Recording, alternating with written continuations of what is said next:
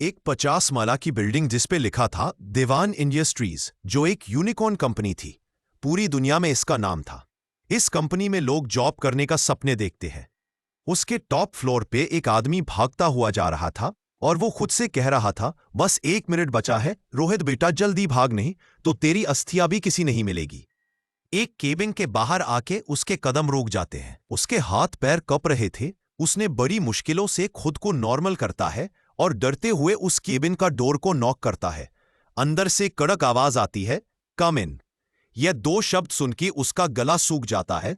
वो डरते हुए अंदर जाता और जाके नजरें झुका के खड़ा हो जाता है। तभी उसके कानों में एक सर्द आवाज पड़ती है, खड़े ही रहोगे या वो फाइल भी दोगे। रोहित सॉरी, प्रेसिडेंट कहते हुए वो फाइल उसको देता है और कहता है, प्रेसिडेंट 15 मिनट बाद हमारी मीटिंग है। ये सुन के सामने बैठा आदमी बस करता है और रोहित को जाने का इशारा करता है। उसका इशारा मिलते ही रोहित वहां से ऐसे गायब हो जाता है जैसे वो वहां था ही नहीं। बाहर जाके रोहित लंबी लंबी सांसें लेता है और कहता है, बाप रे, प्रेसिडेंट के सामने तो मुझे सांस भी नहीं आती है। प्रेसिडेंट बहुत ही डेंजरस है। चल बेटा रोहित, मीटिंग का टाइम हो गया, लग जा अपने काम पे, कह के मीटिंग रूम में चला जाता है। वहां क्लाइंट्स ऑलरेडी बैठे हुए थे। तभी रोहित वहां आके कहता है, प्रेसिडेंट बस आ रहे हैं। थोड़ी देर बाद पूरे मीटिंग रूम में अंधेरा था। तभी गेट खुलता है और एक शख्स अंदर आता है। उसके पीछे 2 आदमी थे, एक उसका असिस्टेंट रोहित और दूसरा उसका सेक्रेटरी शिव। वो आदमी रोप से जाकर वहां रखी हेड चेयर पर जाकर बैठ जाता है और मीटिंग स्टार्ट होती है। वही एक लड़की खड़ी होती है और प्रेजेंटेशन देना शुरू करती है।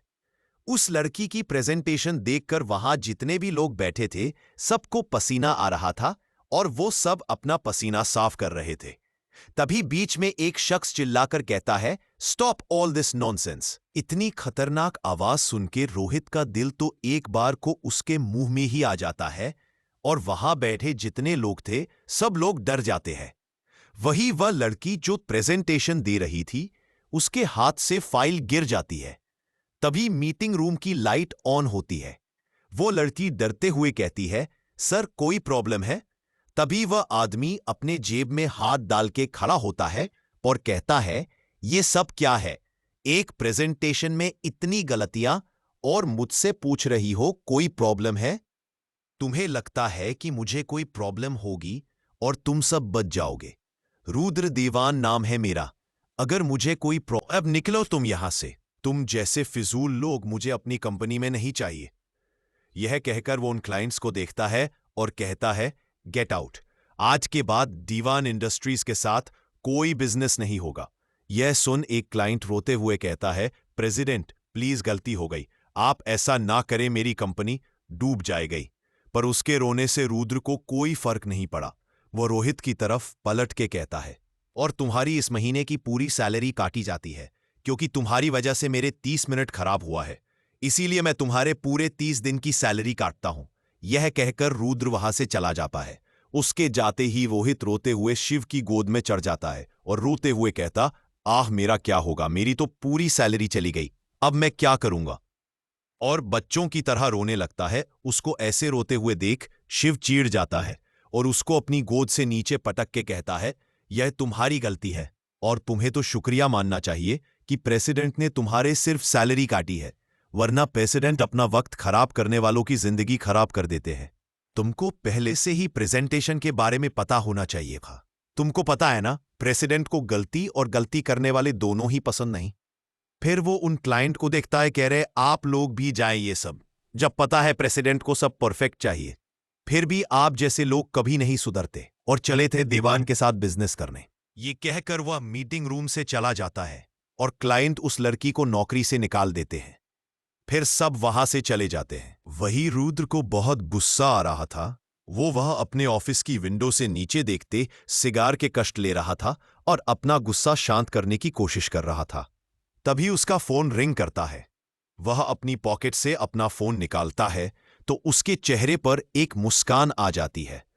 वो फोन उठाकर कहता है, यस माय लव, आपने मुझे याद किया।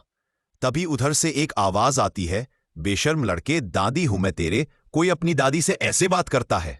तो रुद्र दादी से माफी मांगते हुए कहता है, दादी, इस बार मैं नहीं आ पाऊंगा, पर पक्का अगली बार अगर मेरी कोई मीटिंग भी हुई तब भी छोड़कर आऊंगा। पर इस बार मेरी बहुत जरूरी मीटिंग है। दादी उसकी बात सुनकर कहती है, चल ठीक है, पर हम सब लोग जाएंगे। यह कहकर वे फोन रख देते हैं। रुद्र बॉडीगार्ड को फोन करता है और कहता है, कल मेरी फैमिली शहर से बाहर जो महादेव का मंदिर है वहां पर पूजा के लिए जा रही है, इसलिए उनके सारे सिक्योरिटी की जिम्मेदारी तुम्हारी है। मुझे गलती से भी गलती नहीं चाहिए। यह सुन वह बॉडीगार्ड यस सर हो जाएगा कहता है। उसकी बात सुन के रुद्र फोन कट कर देता है, वापस आकर अपनी चेयर पर बैठ जाता है और अपना काम करने लगता है। काम करते उसको वक्त का पता ही नहीं चलता। तभी केबिन का डोर नॉक होता है और रोहित अंदर आता है। रोहित के हाथ में एक खाने की ट्रॉली थी। रोहित कहता है, प्रेसिडेंट बड़ी मैम का कॉल आया था। उन्होंने कहा है कि इतनी रात हो गई और आपने अब तक डिनर नहीं किया है। उन्होंने मुझे आपके लिए यह डिनर लाने को कहा था। रोहित की बात सुनकर रुद्र जब अपनी वॉच देखता है तो रात की गाम में उसको वक्त का पता ही नहीं चला। वह रोहित से कहता है, ठीक है, अब तुम घर चले जाओ, और फिर वापस अपने काम में लग जाता है। तभी उसकी फोन में एक मैसेज आता है। रुद्र मैसेज को देखता है जिसमें लिखा था, हाँ मुझे पता है तुम्हें बहुत काम रहता है, पर इसका मतलब ये तो नहीं कि तुम अपनी सेहत का ख्याल ना रखो। तुमने अब तक खाना नहीं खाया ना, जल्दी जाके खाओ वरना ठंडा हो जाएगा। ये मैसेज पढ़कर रुद्र के चेहरे पर हल्की सी स्माइल आ जाती है और वह खुद से कहता है, मुझे आज तक समझ में नहीं आया कि माँ को पता कैसे चल जाता है कि मैंने खाना खाया या नहीं। ये कहकर वह मैसेज का रिप्लाई करता है, ठीक है खा रहा हूं, और सेंड कर देता है। फिर जाकर अपने सोफे पर बैठकर डिनर करता है। डिनर करने के बाद वह वापस अपने काम में लग जाता है और उसको पता ही नहीं चलता कब वह काम करते करते वह सो गया।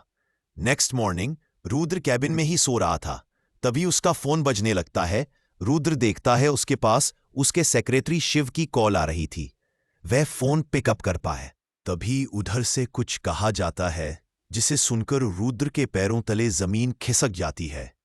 मैं आ रहा हूं, यह कह के वो भागता हुआ ऑफिस से बाहर जाता है और अपनी कार में बैठ जाता है। उसकी कार हवा से बातें कर रही थी। उसने 2 घंटे का रास्ता सिर्फ आधे घंटे में ही तय कर लिया था। उसकी हालत देखने में इतनी बुरी हो गई थी। उसके पूरे बाल बिखर गए थे और चेहरे पर डर और पसीना साफ साफ झलक रहा था। उसकी कार एक सुनसान रोड पे रुकती है। वो जल्दी से कार से निकल के भागता है। जैसे वो उस जगह पहुंचता है, सामने देख के उसके पैर आगे ही नहीं बढ़ रहे थे। सामने का मंजर देखकर उसकी एक बार को तो सांसें ही अटक गई थी। वो एकदम से गिरने वाला होता है। तभी शिव आकर उसे पकड़ लेता है और कहता है, प्रेसिडेंट संभाल के। शिव की बात सुनकर रुद्र एकदम से होश में आता है और उसको धक्का देकर आगे जाता है, जहां पर एक कार बुरी तरह ट्रक से टकरा गई थी, जिससे उसके टुकड़े हो चुके थे और आग लग गई।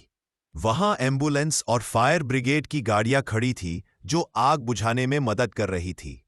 रुद्र उस कार के पास जाने की कोशिश करता है, पर उसके बॉडीगार्ड उसको पकड़ लेते हैं और कहते रहे, सर आगे मत जाइए, आगे आग है। पर रुद्र तो अपने होश में नहीं था। वो जलती हुई कार के पास जा रहा था। तभी शिव भी उसे रोकते हुए कहता है, अपने आप को संभालिए प्रेसिडेंट। तभी रुद्र चीखते हुए कहता है, मेरी फैमिली कहाँ है? यह सुन शिव अपना सर झुका लेता और कहता है, प्रेसिडेंट जब हमें इस घटना की जानकारी मिली तो हम लोग फौरन आ गए, पर जब तक यहां आए बहुत देर हो चुकी थी। और यह कहकर अपना सर झुका लेता है। यह सुनकर रुद्र को ऐसा लगता है जैसे किसी ने उसके सीने से दिल निकाल लिया हो। पल भर में वो अनाथ हो गया। उसकी पूरी फैमिली, उसके दादा दादी, माँ बाप सब कार में जलकर राख हो गए। एक पल में रुद्र की पूरी दुनिया ही उजड़ गई थी। उसकी आंखों में बेहिसाब आंसू थे। वो वही अपने घुटनों के बल गिर जाता है और उस जलती हुई कार को देखने लगता है। बैठे बैठे दिन से रात हो गई थी, पर रुद्र तो जैसे एक मूर्ति बन के एक तक उस जलती हुई कार को देख रहा था, जो अब जल के खाक हो चुकी थी। उसके आंसू भी रोते रोते अब सूख चुके थे। तभी उसके पास उसका असिस्टेंट रोहित आता है और कहता है, प्रेसिडेंट, आप सुबह से यही बैठे हैं। आप यहां से चलिए प्लीज। आपको कुछ चाहिए तो बता दीजिए। उसने आज तक अपने रूड एंग्री प्रेसिडेंट को ना भूला था। आपके पास अभी बदसूगी है पभी। उसने अपने पास पर भी ले चला था और फिर पूछा, मेरे पास पूछने वाला क्या, बोल क्या है? उसने पूछा, बिना कुछ बार बार पहले से पूछा, पर बात करते रहेंगे। एक पल में रुद्र की पूरी दुनिया ही उजड़ गई थी। उसके आंखों में बेहिसाब आंसू थे। वो वही अपने घुटनों के बल गिर जाता है और उस जलती हुई कार को देखने लगता है। बैठे बैठे दिन से रात हो गई थी, पर रुद्र तो जैसे एक मूर्ति बनके एक तक उस जलती हुई कार को देख रहा था। जो अब जिसने भी मेरा परिवार मुझसे छीना है, मैं उसका भी सब कुछ छीन लूंगा। यह सुन रोहित अपना सर झुकाकर कहता है, जी प्रेसिडेंट, और कहकर चला जाता है। वही रुद्र, जिसकी आंखों में जो दर्द था वह अब ज्वाला में बदल चुका था। उसके चेहरे की एक एक नस साफ दिख रही थी। जैसे उसका बस चले तो एक पल में सब कुछ जला के रख दे। तभी वह सामने देखता है जहां वह कार जल के खाक हो चुकी थी। यह देखकर वो जोर से चीखता है, आहा! उसकी चीख इतनी खतरनाक थी कि वहां जितने भी लोग खड़े थे सब डर जाते हैं, और आसमान में जितने भी पक्षी थे वह सब इधर उधर उड़ने लगते हैं। रुद्र इस वक्त किसी राक्षस से कम नहीं लग रहा था। क्या होने वाला है आगे? क्या तूफान लाएगा रुद्र? अगली सुबह रुद्र मंदिर में बैठा अपने परिवार की आत्मा की शांति पूजा कर रहा था। उसके चेहरे पर कोई भाव नहीं था। थोड़ी देर बाद पूजा खत्म होती है और रुद्र अपनी कार में बैठ के अपने ऑफिस चला जाता है। वहां पर शिव उसका पहले से ही इंतजार कर रहा था। रुद्र जाके अपनी चेयर पे बैठा है तो शिव उसके सामने एक फाइल रख देता है और कहता है, प्रेसिडेंट, हम लोगों की इन्वेस्टिगेशन में पता चला है। वैसे तो आसपास के सारे कमरे खराब थे, पर फिर भी किसी की था। हमने पता करा है कि आपकी फैमिली का एक्सीडेंट किसी ने नहीं कराया था, बल्कि ड्राइवर की गलती से ये एक्सीडेंट हुआ है। सामने से ट्रक आ रहा था और ड्राइवर का ध्यान नहीं था। इस चक्कर में कार जाकर सीधा ट्रक से टकरा गए और एक्सीडेंट हो गया। ये सुन के रुद्र अपनी आंखें बंद कर लेता है और फिर अपनी आंखें खोलता है तो उसकी आंखें बिल्कुल सुरख लाला हो चुकी थी और बहुत भयानक दिख रही थी। शिव डरते हुए आगे कहता है, सर पर वो ड्राइवर भी उसमें मारा गया, तो अब आगे क्या करना है? ये सुन रुद्र जोर से हंसते हुए कहता है, जिसने मुझे बर्बाद किया है मैं उससे भी बर्बाद कर दूंगा। जो आग उसने मेरे दिल में लगाई है, अब उस आग में वह सब जालेंगे। जाओ और पता करो उस ड्राइवर के परिवार में कौन कौन है और सबको उठा लाओ। मैं आज उन सब को अपने हाथों से मारूंगा। मेरा सब कुछ छीन के वह सब भी चैन से नहीं रहेंगे। उसकी बात सुनकर तो शिव अंदर तक कांप गया। तभी उसके कानों में फिर से रुद्र की डरावनी आवाज पड़ी, शायद तुम्हारे कानों का इलाज। यह सुन शिवा हकलाते हुए, सॉरी सर, मैं करता हूं, यह कहकर वहां से भाग जाता है। रुद्र अपने मोबाइल में अपनी फैमिली की फोटो निकालता है और उन्हें देख के कहता है, जिसने भी ये सब किया है मैं उसको छोड़ूंगा नहीं। वहीं दूसरी तरफ मुंबई की एक छोटी सी बस्ती में एक लड़की के खिलखिलाके के इसने की आवाज आ रही थी और वह अपने साथ खेल रही लड़कियों से कहती है, रेखा, मैंने कहा था ना, मुझे पकड़म पकड़ाई में कोई नहीं हरा सकता, और कह के जोर से हंसने लगती है। तभी एक लड़की उस पे गुस्सा करती हुई कहती है, क्या यार, तो हर बार कैसे जीत जाती है? ये है हमारी मासूम से हीरोइन चाहत। आंखें समंदर के गहरे पानी की तरह, बाल किसी रेशम की तरह और रंग दूध जैसा सफेद, देखने में इतनी खूबसूरत जो देखे वह देखता रह जाए। एक मासूम सी छोटी सी लड़की जिसका दिल शीशे की तरह साफ, बोली चीन से भी मीठी, और अदा जो देखे वो दीवाना हो जाए। तभी उस बस्ती में एक बाद एक कार आके रोकती है। सारे बस्ती के बच्चे उन कार्स के पास आ गए थे। तभी एक कार के अंदर से शिव और रोहित दोनों बाहर निकलते हैं और उनके साथ बॉडीगार्ड भी, जिनके हाथ गन थी। इतने सारे लोग और उनके हाथ गन देख के पूरी बस्ती डर जाती है और अपने बच्चों को पकड़ के घर के अंदर ले जाती है। तभी रोहित एक आदमी को पास जाके एक आदमी का फोटो उसको देखा के कहता है, क्या तुम इस आदमी को जानते हो? फोटो देख वो आदमी कहता है, हाँ साहब, ये हमारे बस्ती में रहता है, इनका नाम मुकेश है। पर साहब, आप लोग इसके बारे में क्यों पूछ रहे हैं? तभी शिव कहता है, तो ये यहां रहता है, तो इसका परिवार भी यही रहता होगा। वो कहा है। तो वो आदमी कहता है, इनके परिवार में मैं तो बस मुकेश और उनकी बेटी ही है। इनकी धर्मपत्नी की मृत्यु काफी साल पहले हो गई थी। तब से वो हमारे साथ इसी बस्ती में अपनी बेटी के साथ रहते हैं। ये सुन शिवा और रोहित एक दूसरे को देखने लगते हैं। उस बच्ची को देखकर शिव के माथे पर परेशानी की शिकंजा आ जाती है। उसे समझ में नहीं आता कि वह क्या करे। तभी रोहित कहता है, क्या सोच रहे हैं तुम? शिव उसको देखते हुए कहता, समझ में नहीं आ रहा है मैं इस बच्ची को अपने साथ कैसे लेकर जाऊं। तुमने तो प्रेसिडेंट को देखा है, वह कितने गुस्से में है। अगर हम इसीलिए गए तो वह पक्का इसे मार देगा। यह सुन रोहित भी, हाँ तुम सही कह रहे हो, पर हम कर भी क्या सकते हैं। इसे अपने साथ तो लेके हमें जाना पड़ेगा, वरना प्रेसिडेंट तो हमको और हमारे परिवार को मार देंगे। शिव लंबी सी सांस लेता है और उस लड़की के पास जाता है और कहता है, तुमको हमारे साथ जाना होगा। यह कह के वो उसका लड़की हाथ पकड़कर अपने साथ लेके जाता है, पर वो लड़की अपना हाथ छुड़ाते हुए कहती है, छोड़ो मेरा हाथ। तुम कौन हो और मुझे कहाँ लेकर जा रहे हो?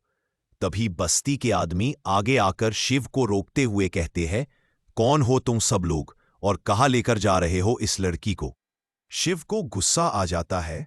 आज तक उसको किसी ने रोकने की हिम्मत नहीं करी थी।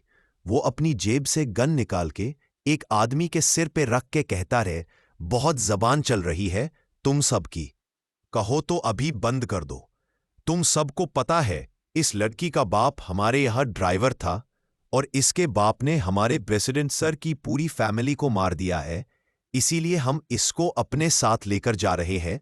अगर अब हमारे सामने कोई आया, यहां हमको रोकने की कोशिश की, तो उसका अंजाम सिर्फ मौत होगा। यह कहकर वह उस लड़की का हाथ कस के पकड़ता है और अपने साथ ले जाने लगता है। वह लड़की रोते हुए कहती है, छोड़ो मुझे, और कौन हो तुम लोग? मेरे बाबा किसी को नहीं मार सकते। पर शिव को जैसे कोई असर ही नहीं हो रहा था। शिव और रोहित उसको कार में लेकर बैठते हैं और उनकी कार अपनी मंजिल की तरफ दौड़ जाती है। कार में वो लड़की बहुत रो रही थी और अपने आप को छुड़ाने की हर कोशिश कर रही थी, पर वह सिर्फ जो भी नहीं कर सकते, उनको भी अच्छा नहीं लगता, पर वो कुछ नहीं कर सकते थे। उनको अपने प्रेसिडेंट की बात जो माननी थी। थोड़ी देर बाद उनकी कार दीवान मैंशन के सामने खड़ी होती है। शिव गाड़ी से उतरता है और उस लड़की को पकड़कर अंदर ले जाता है। लड़की अपना हाथ छुड़ाने की कोशिश करती है, पर शिव उसका हाथ नहीं छोड़ता। तभी वहां पर रुद्र आता है और कहता है, ये क्या हरकत है? तुम लोगों की कौन है ये बच्ची? वही रुद्र को देखकर शिव और रोहित अपना सर झुका लेते हैं और शिव डरते हुए कहता है, प्रेसिडेंट, ये उसी ड्राइवर की बेटी है। उस ड्राइवर की फैमिली में बस उसकी एक बेटी ही थी और उसकी फैमिली में कोई और नहीं है। रुद्र जैसे उसकी बात सुनता है तो वो उस लड़की के बिल्कुल नजदीक जाकर खड़ा हो जाता है। वो इतना बड़ा और वो लड़की उससे उतनी ही छोटी। लड़की अपना सर नीचे करके रोए जा रही थी। रुद्र उसकी थोड़ी पकड़ के ऊपर करता है तो उसकी नजरें उस लड़की की नजरों से टकरा जाती हैं। तो कुछ पल रुद्र उसकी आंखों में खो जाता है। समंदर जैसी इतनी खूबसूरत आंखें शायद उसने अपनी पूरी जिंदगी में कभी देखी थी। उसे पता ही नहीं चला कि कितनी देर से वो उसी की आंखों में खोया हुआ होता है। तभी वह लड़की धीरे से उसका हाथ अपनी थोड़ी से हटाकर कहती है, आप कौन है अंकल? मुझे यहां क्यों लाया गया है? कहकर जोर जोर से रोने लगती है। वहीं उसको रोता देख रुद्र के दिल में एक अलग चुभन सी होती है। वो उसको रोता हुआ बिल्कुल नहीं देख पा रहा था, इसीलिए वह पलट के खड़ा हो जाता है। अपनी आंखें बंद करके कुछ देर अपने आप को शांत करने की कोशिश करता है। तभी शिव कहता है, प्रेसिडेंट, इस लड़की का नाम चाहत है। नाम सुनकर रुद्र के चेहरे पर हल्की सी स्माइल आ जाती है और वह खुद से कहता है, चाहत। शिव आगे कहता है, प्रेसिडेंट, इस लड़की का आगे क्या करना है? यह जैसे दो शब्द रुद्र के कान में जाते हैं तो उसके सामने उसके पूरे परिवार का चेहरा आ जाता है और एक बार फिर उसका गुस्सा उसके ऊपर हावी होने लगता है। वह तुरंत चाहत की तरफ पलट के उसके जबड़े को कस के पकड़कर कहता है, ले जाओ इस लड़की को और बंद कर दो। इसके बाप की वजह से मेरी पूरे परिवार की मौत हुई है, तो मैं भी इसे जीने नहीं दूंगा। और यह सुन चाहत जोर से रोती हुई कहती है, नहीं, मेरे बाबा किसी को नहीं मार सकते, आप झूठ बोल रहे हो अंकल, आप सब लोग झूठ बोल रहे हो। वहीं अपने आप को झूठा सुनकर रुद्र चाहत के बालों को कस के पकड़ लेता और कहता है, मैं झूठ बोल रहा हूं, तुझे पता है तेरा बाप एक कातिल है। चाहत उसकी तरफ घूर कर देखते हुए कहती है, मैंने कहा ना अंकल। आप उसकी पकड़ ढीली हो जाती है और वह उसके बालों को छोड़ देता है। उसके छोड़ते ही एक चीख गूंज जाती है जो चाहत की थी। रुद्र फिर शिव को इशारा करता है। उसका इशारा मिलते ही शिव आगे आकर चाहत को ले जाने लगता है। चाहत रोते हुए कहती है, मुझे मेरे बाबा के पास जाना है, पर कोई भी उसके सवाल का जवाब नहीं दे रहा था। रोहित को उसको इतना रोते देख अच्छा नहीं लग रहा था, बिल्कुल भी। वही कोई और भी था जिसे अच्छा नहीं लग रहा था। वो और कोई नहीं, रुद्र था। पर वो जल भी ऐसी आग में रहा था जिसको बोझना किसी के बस के बात नहीं। वही शिव चाहत को बेसमेंट में लाता है। वहीं छोटी से कालकोठरी बनी थी। शिव चाहत को ले जाकर उसके अंदर बंद कर देता है। चाहत उससे बहुत कहती है, मुझे जाने दीजिए, प्लीज मुझे जाने दीजिए। यह सुन शिव उसकी तरफ देखकर कहता है, देखो लड़की, अब तुम यहां से शायद कभी ना जा पाओ। जो तुम्हारे बाप ने किया है वह माफी के काबिल ही नहीं है, इसीलिए इसे अपनी किस्मत सोच के कबूल कर लो। और यह कहकर उसे बंद करके चला जाता है। वही उसके जाते ही चाहत जमीन पर बैठ जाती है और अपना सर अपने घुटनों में देकर रोने लगती है। पर वहां उसकी आवाज सुनने वाला वहां कोई नहीं था। वहां कोई भी उसके आंसू पूछने वाला नहीं था। रुद्र अपने कमरे में बैठा ड्रिंक कर रहा था। उसको बिल्कुल अच्छा नहीं लग रहा था। एक छोटी सी बच्ची को इतनी बड़ी सजा देना। उसने नहीं सोचा था कि उस आदमी की बेटी इतनी छोटी होगी। रुद्र एक के बाद एक शराब के गिलास पीने लगता है और अपनी आंखें बंद करके सोफे से टेक लगा लेता है। जैसे वह अपनी आंखें बंद करता है, उसकी आंखों के सामने चाहत का मासूम सा चेहरा आ जाता है। उसकी वह आंखें जो किसी समंदर की तरह थी, जो उसके दिल में उतर नहीं थी।